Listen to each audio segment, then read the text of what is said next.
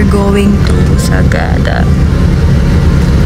Hanapin lang namin yung sarili namin. Akala ko hanap. Charot. Papalitan ko lang yung boyfriend. Yeah, so we're with... Oh. Dahil parang may ginagawa ka masama.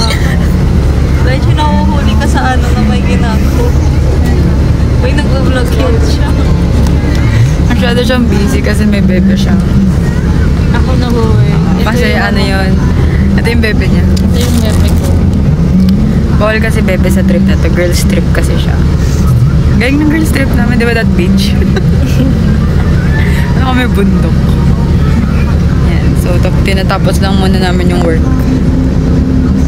Bago mag-enjoy. So, at this time, we're 2 hours away from Sagada. Medyo kumakapal na yung lamig, kaya balot na tayo. I think this is around almost 6 a.m. at malapit na tayo sa syudad ng Bontoc sa Mountain Province. At dahil tulog lang tayo buong biyahe, ngayon na natin naramdaman yung zigzag at yung hilo. Sumisikat na rin yung araw, kaya nakikita na rin natin yung ganda ng tanawin. Mula Banawe, Ifugao hanggang Sagada, makakita ka sa daan ng mga rice terraces na sa mga panahong to ay hina-harvest na nila kasi malapit na ang tag-ulan. Actually, ito rin yung tanawin na makikita nyo nung last vlog ko papuntang Mount Kupapay, dahil ito rin yung daan na dinaanan namin. Ilang oras nga yan na puro bundok at langit ang makikita mo hanggang sa makarating tayo sa bayan ng Sagada. 8 a.m. nung nakarating kami sa Sagada, 2 hours early sa aming check-in time, pero buti na lang mabait yung staff sa Lodge Labanet at pinutuloy kami. Ganyan-ganyan tayo na nasa Baguio nun eh.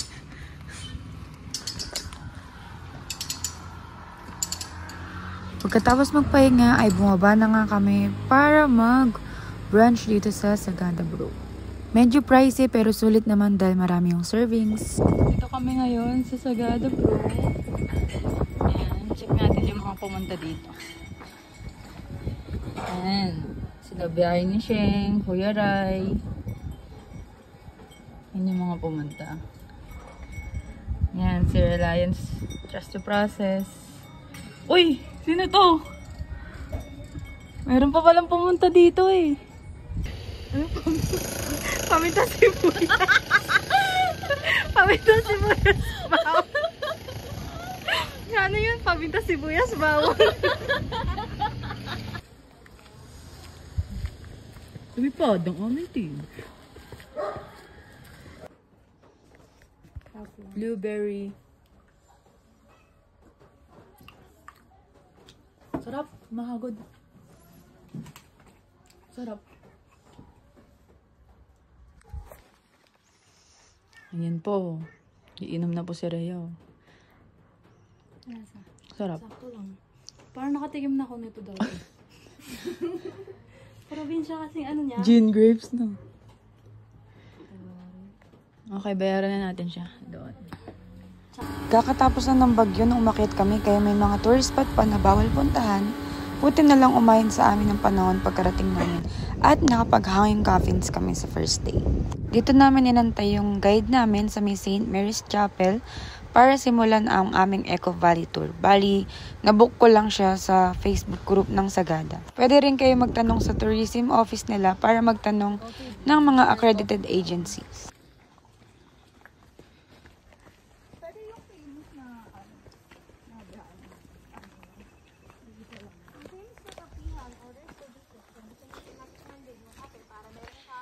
Instructor sa yung talaga ipupush ka talaga. Next set. Babawal ko mo. Sabi nga nila, bawal magreklamo. Sayang naman. Hindi na maire-refund yun. Yan na. Dadali. Kunwari, ito yung kabawa. Gano'n. Kayong patay. Oo. Ayan. Ayan, patay yan. Okay? Tapos, Hindi, pares lang to. Ayan, inaakit na yung pag magpapahinga, magpahinga lang. Kaya nga. Magpapahinga, wag lang matagal. At walang yuyuko. Walang uuko. Kasi, ang tendency talaga niyan, kapag kayo umuko ka at umuko ka, pagod na pagod ka, bigla. After ng Eco Valley Tour, pumunta naman kami sa Sagada Weaving, Sagada Pottery at Sagada Cellar Tour. Mas okay na pumara na lang kayo ng tuktok at kausapin na lang sila para may mapagkasunduan kayong presyo kaysa maghanap ka pa ng tuktok online kasi for sure mahal yung ganun. Dito na rin kami nag-merienda sa Gaia Cafe. Ang Gaia Cafe ay isang vegetarian cafe kaya wala silang binibenta ng mga meat, ganun. So yung mga nakikita nyong sandwich, ganyan, mga meatless siya. After Gaia Cafe, tinry naman namin ang Sagada Pottery. 1960s. Nakita niya ang potential ng ating local clay at saka local soil for pottery production. Kaya nang pumunta siya ng States, nag-aral siya ng pottery, minaster niya yun. Then bumalik siya dito noong year 2000 to teach the Sagada people as an alternative livelihood.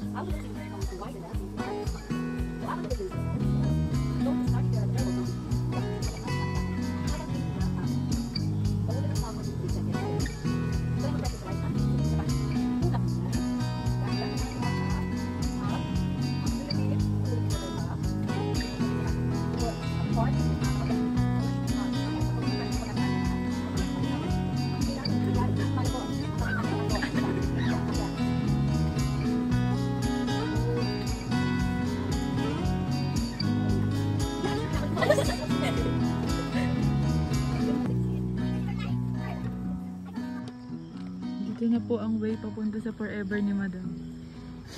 Chi, tanda mo naman yung drama mo. Ayan. Sige, lakad lang.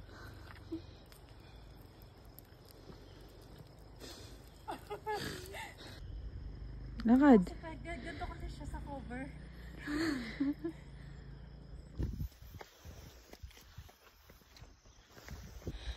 Alam nyo guys, huwag kayo maniniwala sa 1 minute walk ni Google. Lalo sa Sagada. Kasi paawan pala. 1 minute walk daw. 5 minutes na ata kami umaakyat.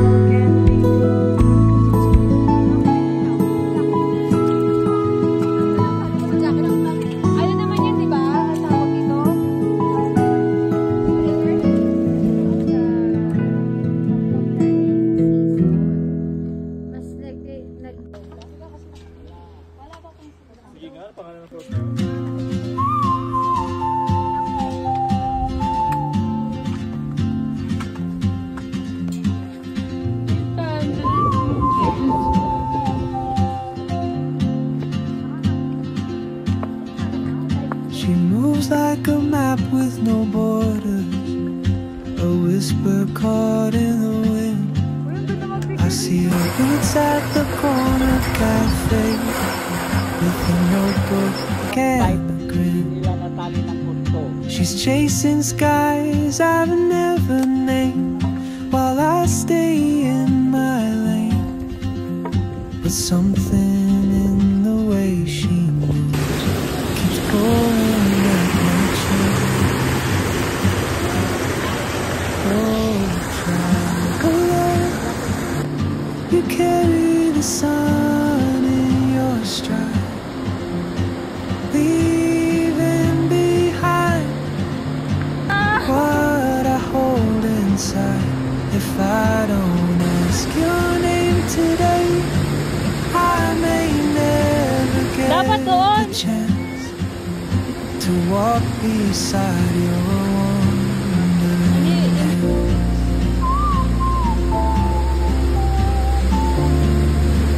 Yan!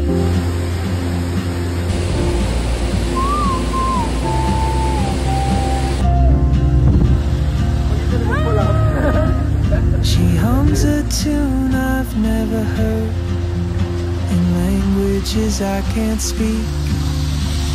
She writes down cities on her wrist and dreams she'll never keep. I sip my coffee, miss my cue, still anchored by my fear. But time rolls on like open doors, and soon she won't be here. Oh, traveler, you carry the sun in your stride, leaving behind what I hold inside. If I don't ask your name today, I may never get the chance to walk beside your wandering dance.